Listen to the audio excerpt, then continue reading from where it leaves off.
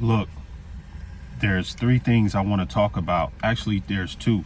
Um, get ready. This is conference realignment season. You already know when the off season of football, college football, we get to talking about moving pieces, conference realignment. We already getting started. We're talking about the ACC, what they got going. There's supposed to be a opt-in by ESPN by January the 25th, or should I say February the 5th, I believe, and seeing if they are going to continue doing business with the ACC as a whole. We know there's some members that's unhappy right now with their TV agreement over there in the ACC, and they would like to be paid more. It seems like there's going to be some adjustments. We'll see. We don't know. But also, we will talk about, in this offseason, just get ready for it, because it's about to start seeing a lot of YouTube videos talking about realignment come 2031 and who's going where and so on and so forth. So that's going to happen. Also, just my advice, okay? This is very important moving forward. It seems like ESPN can only carry and hold so many conferences. They're going to favor one conference over the other one. Perfect example is SEC, ACC. When you look at that, right? Okay, they're spread it thin in the college football, right? Their big investment is SEC. Their next investment is ACC. So, and then they're split down the middle with the Big 12. So that tells you where they're at, financially, and how much you should depend on them producing great numbers, as well as advertising, marketing for your conference. They are all in on the ACC at a deal, and they're paying. It's like they're getting the money from the ACC to pay the Big 12. To pay the SEC, and there's really no room for a third conference. So this is my advice to the major conferences that's playing right now.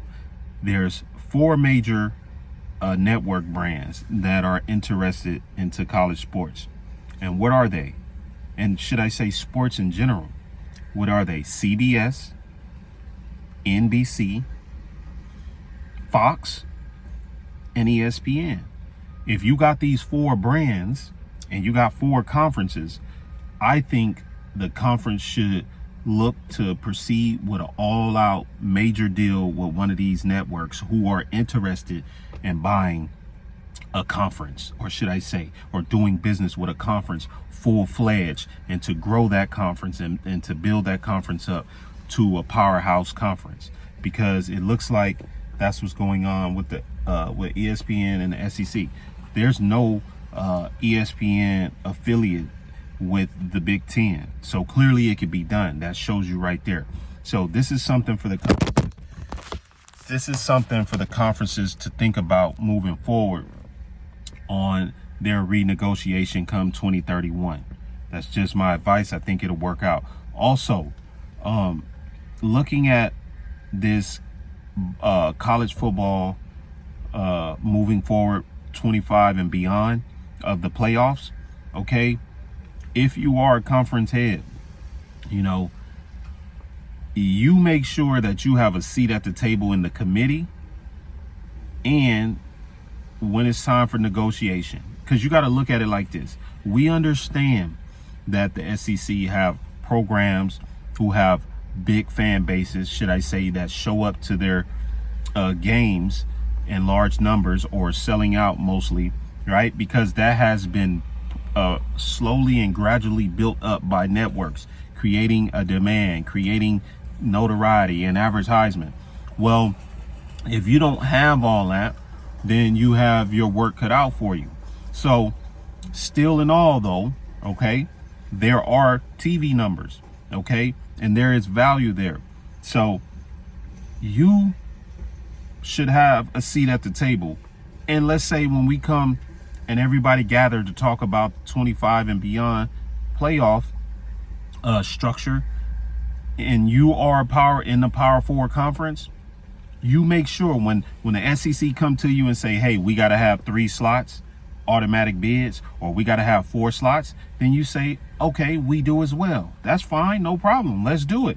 But we also should have that many slots, because you got to look at it like this, okay? If you accept anything less than what they're getting, you're just decreasing your odds and your chances of winning a national title. Think about it. We just saw that play out in the 12 team format this last season, okay? There was only 1 team from the Big 12, 2 teams from the ACC, and then there was 4 teams from the Big 10 and 3 teams from the SEC. And who won the title? The team that had the more teams in the playoffs. So that is how it works. It's a number game, just like Vegas. What are your odds of winning? You want the probability to be on your side, and that's what we're dealing with.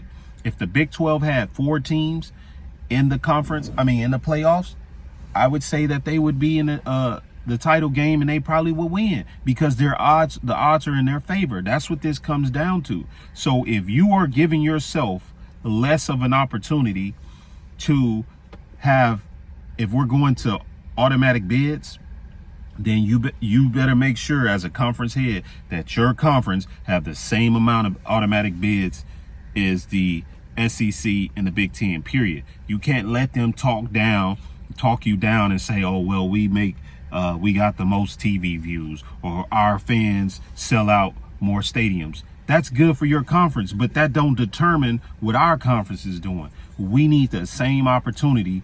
We need the same opportunity to try to win, because that's the goal, to win a national title. So when it comes down to it, when there's a renegotiation of this college football playoffs, I am stating this: make sure that your conference have the same automatic bid as the other ones across the board, because they're not losing, they're not hurting anything, they're not affecting themselves. Let's say they get what they want, you need to get what you want, because they're not affecting themselves. If they get 4 teams in, or even if they get 3 teams in, that's not going to change them making the money that they're making. They're going to still make that same amount of money.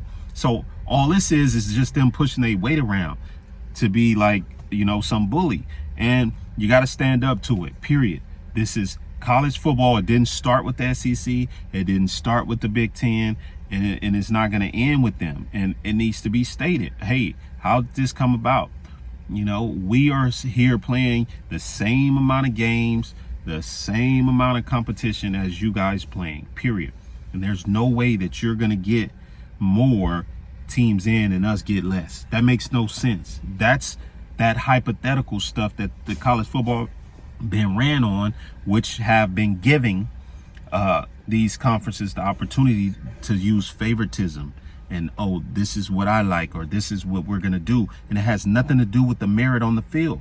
Once again, go back to the college athletes who's working in spring practice, summer practice, and developing as a player and working their butts off playing games, and then they don't get the opportunity to, compete for a national title. Think about that. You're robbing the players. It's more than just a few heads sitting in the office. We're talking about thousands and thousands of players that's out there on the field, students, by the way, young people getting taken advantage of when these things happen. So we want to make sure that we give these players the same opportunity as the other players, equal opportunity to compete for a national title. Once again, thank you all for watching. You already know the website, www.size-11.com. Go check it out, get your merch, subscribe to the video, like, share, all that's free. Once again, till next time, have a great day.